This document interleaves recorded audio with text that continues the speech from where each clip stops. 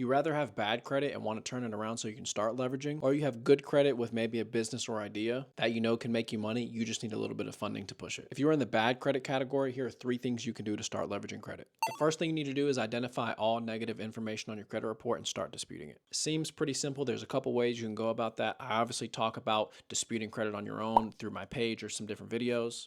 Or you can hire a company, you can pay somebody, it doesn't matter. The sooner you start disputing your credit, the quicker and more efficient this process is going to be.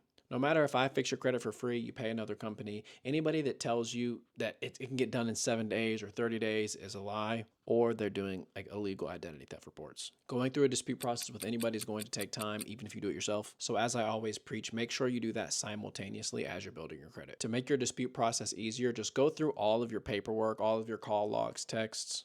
Get as much information as you can about every single thing negative on your credit report. The more information you have, the easier it's going to be to actually make a dispute. Also, you'll possibly be able to find something inaccurate on those papers. The second thing you need to start doing is building up high credit card limits. Even though you think that may be impossible if you don't have good credit, it is possible.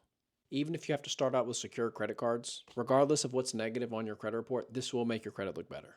A good way to get high limit credit cards if you don't have good credit is establishing different relationships with a bank or a credit union. If you have a job, put your direct deposits in there, often use their products, different debit cards, whatever it is, just build a relationship through a lot of transactions. Then over time, these are the people that are most likely going to give you a wiggle room if you don't have good credit. When you transition from secure credit cards to unsecured credit cards, continue to keep your utilization down, while every 6 months go back and ask for a higher credit card limit. My advice, especially for people that are new, don't use the credit cards. You may have to use them once every 6 months or put Apple Music, whatever you want to on there. Just don't get in the habit of actually using them because that's going to do nothing but increase your utilization rate, which is going to decrease your score. The third thing you should do if you don't have good credit but you want to start leveraging mainly applies to people who already have some kind of business or idea. You can legitimize that business and start actually making money with it. There are plenty of banks or other funding options that will give you funding based off your transactions.